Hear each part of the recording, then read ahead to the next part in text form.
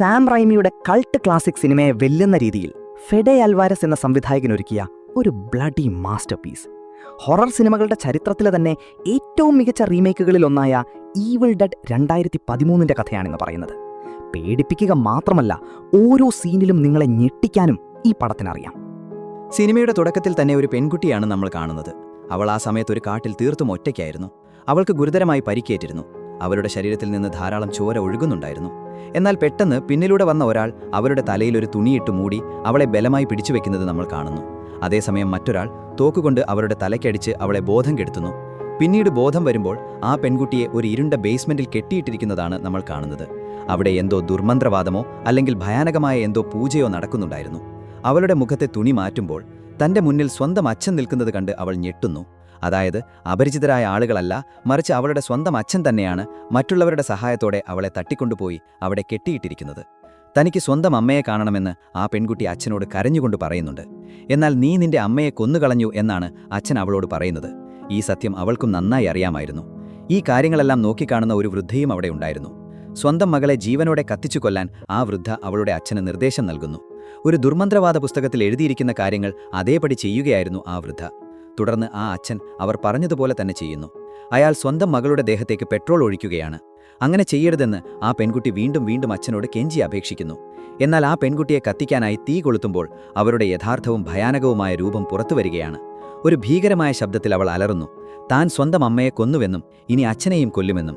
ഇത് കേട്ട് അവരുടെ അച്ഛൻ അവരുടെ ശരീരം മുഴുവൻ തീയിടുകയും ഒരു ഷോട്ട് ഗൺ ഉപയോഗിച്ച് അവളുടെ തല അടിച്ചു തെറിപ്പിക്കുകയും ചെയ്യുന്നു. ഇതിനുശേഷം നമ്മൾ കാണുന്നത് ഒരു കാട്ടിൽ ഒത്തുകൂടിയ കുറച്ച് സുഹൃത്തുക്കളെയാണ്. ആ സുഹൃത്തുക്കളുടെ കൂട്ടത്തിൽ ഡേവിഡ് എന്നൊരു യുവാവുമുണ്ട്. വർഷങ്ങൾക്ക് ശേഷമാണ് അവൻ തന്റെ സുഹൃത്തുക്കളെ കാണാൻ വരുന്നത്. അവന്റെ കൂടെ അവന്റെ ഒരു ഉറ്റ സുഹൃത്തുമുണ്ട്. ഈ സുഹൃത്തുക്കളെ കൂടാതെ ഡേവിഡിന്റെ സഹോദരിയായ മിയയും അവിടെ ഉണ്ടായിരുന്നു. അവളാണ് ഈ കഥയിലെ പ്രധാന കഥാപാത്രം. വർഷങ്ങൾക്ക് ശേഷമാണ് ഡേവിഡ് സ്വന്തം സഹോദരിയെപ്പോലും കാണുന്നത്. അവരെല്ലാം ആ കാട്ടിലുള്ള ഡേവിഡിന്റെ പഴയ വീട്ടിലേക്കാണ് വന്നത്. മിയയ്ക്ക് മയക്കുമരുന്നിനോട് കടുത്ത അഡിക്ഷൻ ഉണ്ടായിരുന്നു. അവരുടെ ഈ ദുശ്ശീലം മാറ്റിയെടുക്കുക എന്ന ഉദ്ദേശത്തോടെയാണ് അവരെല്ലാം അവിടെ വന്നത്. തുടർന്ന് അവരെല്ലാം ആ വീട്ടിനുള്ളിലേക്ക് കയറുന്നു. അവിടെ വെച്ച് മിയയ്ക്ക് പാനിക് അറ്റാക്ക് വരാൻ തുടങ്ങുന്നു. മയക്കുമരുന്ന് ഉപയോഗിക്കാൻ കഴിയാത്തതുകൊണ്ടായിരുന്നു അവൾക്ക് അങ്ങനെ സംഭവിച്ചത്. അവിടെ നിന്ന് വളരെ മോശമായൊരു ദുർഗന്ധം വരുന്നുണ്ടെന്ന് മിയ എല്ലാവരോടും പറയുന്നു. എന്നാൽ അവിടെ നിന്ന് എങ്ങനെയെങ്കിലും രക്ഷപ്പെടാൻ വേണ്ടി അവൾ വെറുതെ കള്ളം പറയുകയാണെന്നാണ് ബാക്കിയുള്ളവർ വിചാരിക്കുന്നത്. പെട്ടെന്ന് ഡേവിഡിന്റെ നായ ആ വീട്ടിലൊരു രഹസ്യ അറ കണ്ടെത്തുന്നു. സിനിമയുടെ തുടക്കത്തിൽ നമ്മൾ കണ്ട ആ ഭയാനകമായ ദുർമന്ത്രവാദം നടന്ന അതേ ബേസ്മെന്റ് തന്നെയായിരുന്നു അത്. അവർ ആ ബേസ്മെന്റിലേക്ക് ഇറങ്ങിച്ചെല്ലുമ്പോൾ കുറേയധികം ചത്ത പൂച്ചകളെ അവിടെ കെട്ടിത്തൂക്കിയിരിക്കുന്നത് കണ്ടവർ ഞെട്ടുന്നു. അവിടെ വെച്ച് ഡേവിഡിന്റെ സുഹൃത്തായ എറിക്കിന് ഒരു പഴയ പുസ്തകം ലഭിക്കുന്നു. ആർക്കും തുറക്കാൻ കഴിയാത്ത വിധം കമ്പികൾ ഉപയോഗിച്ച് വരിഞ്ഞു കെട്ടി പൂട്ടി നിലയിലായിരുന്നു ആ പുസ്തകം. സിനിമയുടെ തുടക്കത്തിൽ ആ വൃദ്ധ ദുർമന്ത്രവാദം ചെയ്യാൻ നോക്കി വായിച്ച അതേ ഭയാനകമായ പുസ്തകമായിരുന്നു അത്. എറിക്ക് ആ പുസ്തകത്തിൽ ചുറ്റിവരിഞ്ഞു കെട്ടിയ കമ്പികൾ മുറിച്ചുമാറ്റി അതിലെഴുതിയിരിക്കുന്ന കാര്യങ്ങൾ വായിക്കാൻ തുടങ്ങുന്നു. ആ പുസ്തകത്തിൽ എഴുതിയ വാക്കുകൾ ആരെങ്കിലും വായിക്കുകയോ പറയുകയോ ചെയ്താൽ നരകത്തിന്റെ വാതിലുകൾ തുറക്കപ്പെടുകയും അതിലൂടെ ഒരു ദുഷ്ടശക്തി നമ്മുടെ ലോകത്തേക്ക് കടന്നുവരികയും ചെയ്യുമെന്ന് അതിൽ വളരെ വ്യക്തമായി എഴുതി വെച്ചിട്ടുണ്ടായിരുന്നു. എന്നാൽ എറിക്ക് ഇതൊന്നും വകവെക്കാതെ അതിലെ വാക്കുകൾ ഉറക്കെ വായിക്കുന്നു. അവൻ ആ വാക്കുകൾ വായിക്കുന്തോറും അദൃശ്യമായ ഒരു ഇരുണ്ട ശക്തി മിയയുടെ അടുത്തേക്ക് വന്നുകൊണ്ടിരിക്കുന്നത് നമുക്ക് കാണാം. അവൻ ആ പുസ്തകത്തിലെ അവസാനത്തെ വാക്കും വായിച്ചു തീരുന്ന നിമിഷം ആ ഭയാനകമായ ശക്തി മിയയുടെ തൊട്ടടിയിലെത്തുകയും അവൾക്ക് ഛർദി അനുഭവപ്പെടുകയും ചെയ്യുന്നു. ആ നിമിഷം കാട്ടിൽ വെച്ച് ഒരു പ്രേതം തന്നെ വിളിക്കുന്നതായി മിയ കാണുന്നു. ഇത് കണ്ട് ഭയന്നുപോയ അവൾ വേഗം വീടിനുള്ളിലേക്ക് ഓടിക്കയറുകയും കാറിന്റെ താക്കോലെടുത്ത് അവിടെ നിന്ന് വേഗം രക്ഷപ്പെടാൻ ശ്രമിക്കുകയും ചെയ്യുന്നു. അവൾ അതിവേഗത്തിൽ കാർ ഓടിച്ചു പോകുമ്പോൾ പെട്ടെന്ന് റോഡിന്റെ നടുവിലായി നേരത്തെ കണ്ട ആ ഭയാനകമായ രൂപം നിൽക്കുന്നത് അവൾ കാണുന്നു. ഇതിൽ ഭയന്ന് നിയന്ത്രണം വിട്ട് കാർ അപകടത്തിൽപ്പെടുന്നു. ആ അപകടത്തിൽ മിയയ്ക്ക് ബോധം നഷ്ടപ്പെടുന്നു. പിന്നീട് ബോധം തിരിച്ചു കിട്ടുമ്പോൾ അവൾ കാറിൽ നിന്നും പുറത്തേക്കിറങ്ങുന്നു. കാറിന് പുറത്തിറങ്ങിയ അവൾക്ക് ആരോ തന്നെ പിന്തുടരുന്നതായി തോന്നുന്നു. അവൾ അവിടെ നിന്നും പ്രാണഭയത്തോടെ ഓടാൻ തുടങ്ങുന്നു. എന്നാൽ ആ അദൃശ്യശക്തി കാട്ടിലെ മരങ്ങളിലും ചില്ലകളിലും നിയന്ത്രണം സ്ഥാപിക്കുകയും മരച്ചില്ലകൾ ഉപയോഗിച്ച് മിയയെ വരിഞ്ഞു മുറുക്കുകയും ചെയ്യുന്നു. അപ്പോഴാണ് വളരെ ഭയാനകമായ ആ ദുഷ്ടശക്തിയുടെ യഥാർത്ഥ രൂപം നമ്മൾ കാണുന്നത്. ആ ഭീകരരൂപത്തിന്റെ വായിൽ നിന്നും കറുത്ത നിറത്തിലുള്ള ഒരു ദ്രാവകം പുറത്തുവരികയും അത് മിയയുടെ ശരീരത്തിലേക്ക് കടക്കുകയും ചെയ്യുന്നു. അതോടെ മിയ പൂർണ്ണമായും ആ പിശാചിന്റെ നിയന്ത്രണത്തിലാകുന്നു.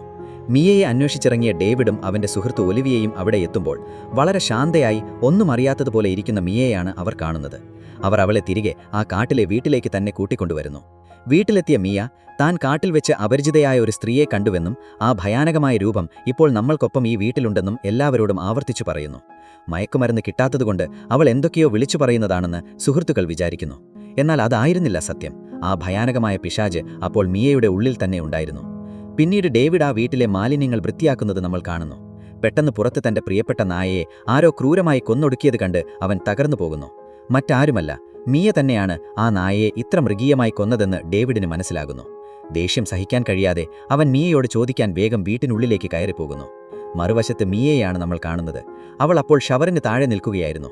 അവൾ ആ ഷവറിലെ വെള്ളം തിളച്ചുമറിയുന്ന അവസ്ഥയിലാക്കിയിരുന്നു. എന്നിട്ടും യാതൊരു ഭാവവ്യത്യാസവുമില്ലാതെ ആ തിളച്ച വെള്ളത്തിന് താഴെ അവൾ നിൽക്കുകയായിരുന്നു. അമിതമായ ചൂട് കാരണം അവളുടെ തൊലി വെന്തുരുകാൻ തുടങ്ങി. ഇത് കണ്ട് ഭയന്നുപോയ ഡേവിഡ് വാഷ്റൂമിന്റെ വാതിൽ തകർത്തകത്ത് കയറി അവളെ രക്ഷിക്കുന്നു. അവൻ ഉടനെ തന്നെ അവളെ കൊണ്ട് ആശുപത്രിയിലേക്ക് പുറപ്പെടുന്നു. എന്നാൽ കനത്ത മഴ കാരണം റോഡ് മുഴുവൻ വെള്ളത്തിനടിയിലായിരുന്നു. ആ സമയത്ത് കാറിലിരുന്ന് മിയ വളരെ പൈശാചികമായി ചിരിക്കുന്നത് നമ്മൾ കാണുന്നു. ആ ദുഷ്ടശക്തി മിയയുടെ ശരീരത്തെ പൂർണ്ണമായും കീഴടക്കി കഴിഞ്ഞുവെന്ന് ഇതിൽ നിന്നും വ്യക്തമായിരുന്നു. വേറെ വഴിയില്ലാതെ ഡേവിഡ് അവളെ ആ കാട്ടിലെ വീട്ടിലേക്ക് തന്നെ തിരികെ കൊണ്ടുവരുന്നു. അവരുടെ സുഹൃത്തായ ഒലിവിയ അവൾക്ക് മയങ്ങാനുള്ള മരുന്ന് നൽകി അവളെ ഉറക്കുന്നു. ഈ സമയത്തും എറിക്ക് ആ ഭയാനകമായ പുസ്തകം വായിക്കുകയായിരുന്നു.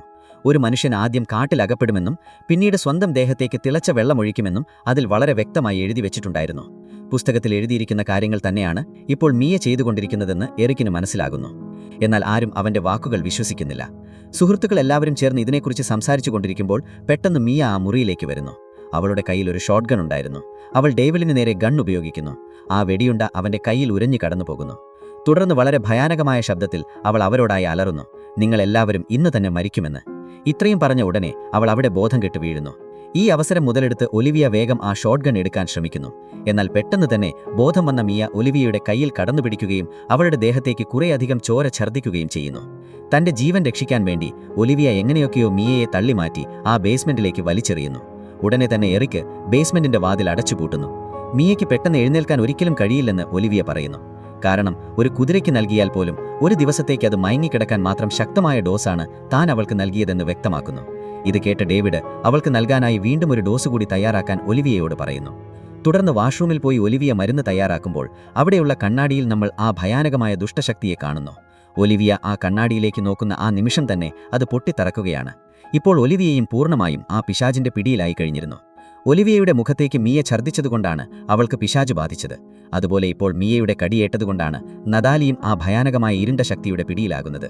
ഈ സത്യം മനസ്സിലാക്കിയ നദാലി ഒരു വാൾ ഉപയോഗിച്ച് അവളുടെ സ്വന്തം കൈ തന്നെ അറുത്തുമാറ്റാൻ തുടങ്ങുന്നു. പിശാചിന്റെ അംശമോ അടയാളമോ ഉള്ള ആ ഭാഗം ഇല്ലാതാക്കുകയായിരുന്നു അവളുടെ ലക്ഷ്യം. അവൾ വേദന കൊണ്ട് പുളഞ്ഞ് സ്വന്തം കൈ മുറിച്ചു മാറ്റുമ്പോൾ ആ ബേസ്മെന്റിൽ നിന്നും പിശാച് ഒളിഞ്ഞു നോക്കുന്നതും അങ്ങനെ ചെയ്യരുതെന്ന് വിലക്കുന്നതും നമ്മൾ കാണുന്നു. ഇതിൽ നിന്നും ആ പുസ്തകത്തിൽ പറഞ്ഞ കാര്യങ്ങൾ തികച്ചും സത്യമാണെന്ന് അവർക്ക് വ്യക്തമാകുന്നു. അപ്പോഴേക്കും ഡേവിഡും എറിക്കും അവിടേക്ക് ഓടിയെത്തുന്നു. എന്നാൽ നദാലിയുടെ കൈ അപ്പോഴേക്കും പൂർണ്ണമായും അട്ടുപോയിരുന്നു. ഡേവിഡ് വേഗം നദാലിയുടെ മുറിവ് വെച്ചു കെട്ടുകയും ഈ ഭയാനകമായ പിശാചിനെ എങ്ങനെ തടയാമെന്ന് എറിക്കുമായി ചർച്ച ചെയ്യുകയും ചെയ്യുന്നു. എന്നാൽ കുറച്ചു കഴിഞ്ഞപ്പോൾ അവിടേക്ക് വീണ്ടും വന്ന നദാലിയെ കണ്ട് അവർ ഞെട്ടിത്തരിച്ചു പോകുന്നു. അവൾ പൂർണ്ണമായും ആ ദുഷ്ടശക്തിയുടെ പിടിയിൽ കഴിഞ്ഞിരുന്നു. സ്വന്തം കൈ അറുത്തുമാറ്റിയിട്ടും ആ ദുഷ്ടശക്തി അവളെ വിട്ടുപോയിരുന്നില്ല. തുടർന്നവൾ അതിക്രൂരമായി അവരെ രണ്ടുപേരെയും ആക്രമിക്കാൻ തുടങ്ങുന്നു. ഒരു നെയിൽ ഗൺ ഉപയോഗിച്ച് ആണിയടിച്ച് അവൾ അവരെ മൃഗീയമായി പരിക്കേൽപ്പിക്കുന്നു. അവൾ എറിക്കിനെ കൊല്ലാൻ ആഞ്ഞെടുക്കുന്ന ആ നിമിഷം ഡേവിഡ് പിന്നിലൂടെ വന്ന് അവളെ വെടിവെച്ച് കൊല്ലുന്നു. തുടർന്ന് ഡേവിഡ് ഗുരുതരമായി പരിക്കേറ്റ എറിക്കിനെ വീട്ടിന് പുറത്താക്കിയ ശേഷം ആ പിശാച് അവിടെ കിടന്ന് തന്നെ കത്തിത്തീരാൻ വേണ്ടി വീടിനുള്ളിൽ പെട്രോൾ ഒഴിക്കുന്നു. എന്നാൽ അവൻ ആ വീടിന് തീയിടുന്നതിന് തൊട്ടുമുൻപ് ബേസ്മെന്റിൽ കിടന്ന് മിയ ഒരു പാട്ട് പാടാൻ തുടങ്ങുന്നു. കുട്ടിക്കാലത്ത് അവരുടെ അമ്മ അവർക്ക് പാടിക്കൊടുത്തിരുന്ന പാട്ടായിരുന്നു അത്. ആ പാട്ട് കേട്ട് ഡേവിഡിന്റെ മനസ്സ് വല്ലാതെ അലിയുകയും എന്തു വില കൊടുത്തും സ്വന്തം സഹോദരിയെ രക്ഷിക്കുമെന്ന് അവൻ ഉറപ്പിക്കുകയും ചെയ്യുന്നു. ആ സമയം പുറത്ത് ശക്തമായ ഇടിമിന്നലേറ്റ് ഒരു മരത്തിന് തീ പിടിക്കുന്നു. അപ്പോഴവനൊരു ആശയം തോന്നുന്നു. സ്വന്തം സഹോദരിയെ ജീവനോടെ മണ്ണിൽ കുഴിച്ചുമൂടിയാൽ ആ പിശാച് അവളുടെ ശരീരം വിട്ടുപോകുമെന്നും അതിനുശേഷം ഇലക്ട്രിക് ഷോക്ക് നൽകി അവളുടെ ഹൃദയമിടിപ്പ് തിരികെ കൊണ്ടുവന്ന് അവളെ ജീവിതത്തിലേക്ക് തിരികെ കൊണ്ടുവരാൻ കഴിയുമെന്നും അവൻ കണക്ക് കൂട്ടുന്നു. അതിനായി വേണ്ട സാധനങ്ങളെല്ലാം അവൻ തയ്യാറാക്കുകയും പുറത്തു വലിയൊരു കുഴി കുഴിക്കുകയും ചെയ്യുന്നു. അതിനുശേഷം മിയയെ പിടിച്ചുകൊണ്ടുവരാൻ അവൻ ആ ഇരുണ്ട ബേസ്മെന്റിലേക്ക് ഇറങ്ങിച്ചെല്ലുന്നു. എന്നാൽ അവിടെ വെച്ച് യാതൊരു ദയയുമില്ലാതെ മിയ വളരെ മൃഗീയമായി അവനെ ആക്രമിക്കുകയാണ്. അവൾ അവനെ എടുത്ത് അങ്ങോട്ടും ഇങ്ങോട്ടും ക്രൂരമായി വലിച്ചെറിയുന്നു. അവസാനം അവൾ അവനെ വെള്ളത്തിൽ മുക്കി കൊലപ്പെടുത്താൻ തുടങ്ങുന്നു. ആ നിമിഷം കൃത്യസമയത്ത് അവിടെ എത്തുന്ന എറിക്ക് മിയയെ ആക്രമിച്ച് ഡേവിഡിനെ രക്ഷിക്കുന്നു. എന്നാൽ ഗുരുതരമായി പരിക്കേറ്റ എറിക്ക് ആ പോരാട്ടത്തിൽ മരണപ്പെടുന്നു. തുടർന്ന് ഡേവിഡ് മിയയെ ജീവനോടെ കുഴിച്ചുമൂടാൻ തുടങ്ങുന്നു. മിയ അവനെ വൈകാരികമായി തളർത്താൻ വേണ്ടി പലതും കരഞ്ഞു പറയുന്നുണ്ട്. എന്നാൽ അതൊന്നും ചെവികൊള്ളാതെ അവൻ മിയയെ ജീവനോടെ തന്നെ ആ മണ്ണിൽ പൂർണ്ണമായും കുഴിച്ചുമൂടുന്നു. കുറച്ചു സമയത്തിനു ശേഷം അവൻ വീണ്ടും ആ കുഴി തോണ്ടി മിയയെ പുറത്തെടുക്കുകയും അവരുടെ ഹൃദയമിടിപ്പ് തിരികെ കൊണ്ടുവന്ന് അവളെ ജീവിതത്തിലേക്ക് തിരികെ കൊണ്ടുവരാനായി ഇലക്ട്രിക് ഷോക്ക് നൽകുകയും ചെയ്യുന്നു. ആദ്യം നോക്കുമ്പോൾ മിയ മരിച്ചുവെന്ന് തന്നെ നമുക്ക് തോന്നിപ്പോകും. എന്നാൽ കുറച്ചു നിമിഷങ്ങൾക്ക് ശേഷം അവൾക്ക് ജീവൻ തിരികെ കിട്ടുകയും അവൾ എഴുന്നേറ്റ് നിന്ന് തന്നെ രക്ഷിച്ചതിന് ഡേവിഡിനോട് നന്ദി പറയുകയും ചെയ്യുന്നു. ഇതെല്ലാം കാണുമ്പോൾ ഭയാനകമായതെല്ലാം അവസാനിച്ചുവെന്നും കാര്യങ്ങളെല്ലാം സാധാരണ നിലയിലായെന്നും നമുക്ക് തോന്നും. എന്നാൽ അതായിരുന്നില്ല സത്യം. പെട്ടെന്ന് വീട്ടിനുള്ളിൽ നിന്നും എറിക് അവരുടെ മുന്നിലേക്ക് വരുന്നു. ഇപ്പോൾ അവൻ പൂർണ്ണമായും ആ ഭയാനകമായ ദുഷ്ടശക്തിയുടെ പിടിയിലായിരുന്നു. കണ്ണു മിമിക്കുന്ന നേരത്തിനുള്ളിൽ എറിക് യാതൊരു ദയയുമില്ലാതെ ഡേവിഡിന്റെ കഴുത്തിൽ ഒരു വലിയ ആണി കുട്ടിയിറക്കുന്നു. അതോടെ അവന്റെ കഴുത്തിൽ നിന്നും അനിയന്ത്രിതമായി ധാരാളം ചോര ചീറ്റി ഒഴുകാൻ തുടങ്ങുന്നു. തന്റെ മരണം ഉറപ്പായെന്ന് ഡേവിഡ് തിരിച്ചറിഞ്ഞു. ആ പിശാച് തന്നെ വെറുതെ വിടില്ലെന്ന് മനസ്സിലാക്കിയ അവൻ തന്റെ സഹോദരി മിയയെ എങ്ങനെയെങ്കിലും രക്ഷിക്കാൻ തീരുമാനിച്ചു. അവൻ വീടിന്റെ എല്ലാ വാതിലുകളും പൂട്ടി അകത്ത് തീയിട്ടു. ഡേവിഡും എറിക്കും ആ ആളിപ്പടരുന്ന തീയിൽ വെന്തുമരിച്ചു. പിശാച് ചത്തുവെന്ന് നമുക്ക് തോന്നുമെങ്കിലും കഥ അവിടെ തീരുന്നില്ലായിരുന്നു. പുസ്തകത്തിൽ പറഞ്ഞതുപോലെ 5 ആത്മാക്കളെ കീഴടക്കിയതോടെ ആ ദുഷ്ടശക്തി കൂടുതൽ കരുത്തനായി. പെട്ടെന്ന് ആകാശം ഇരുണ്ടു. ചോരമഴ പെയ്യാൻ തുടങ്ങി. ഭൂമിക്കടിയിൽ നിന്ന് ആ ഭീകരരൂപം മിയയെ ലക്ഷ്യം വെച്ച് പുറത്തു വന്നു. ഒരു ജീപ്പ് അവളുടെ മേൽ മറിച്ചിട്ട് ആ രാക്ഷസൻ അവളുടെ കൈ തകർത്തു കളഞ്ഞു. എന്നാൽ തളരാതെ ആ വേദനയിലും മിയ ധൈര്യം സംഭരിച്ചു. തന്റെ മുന്നിലിരുന്ന ആ രാക്ഷസരൂപത്തെ അവളൊരു വാളുകൊണ്ട് വെട്ടിപ്പിളർന്നു. അതോടെ ആ പിശാചിന്റെ ശരീരം ഉരുകി മണ്ണിൽ താഴ്ന്നുപോയി. ഒടുവിൽ ഇരുട്ടുമാറി സൂര്യപ്രകാശം പരന്നു. ആ വെളിച്ചത്തിലേക്ക് മിയ നടന്നു നീങ്ങുന്നതോടെ ഉദ്വേഗജനകമായ ഈ കഥയ്ക്ക് അവിടെ ശുഭകരമായ അന്ത്യമാകുന്നു.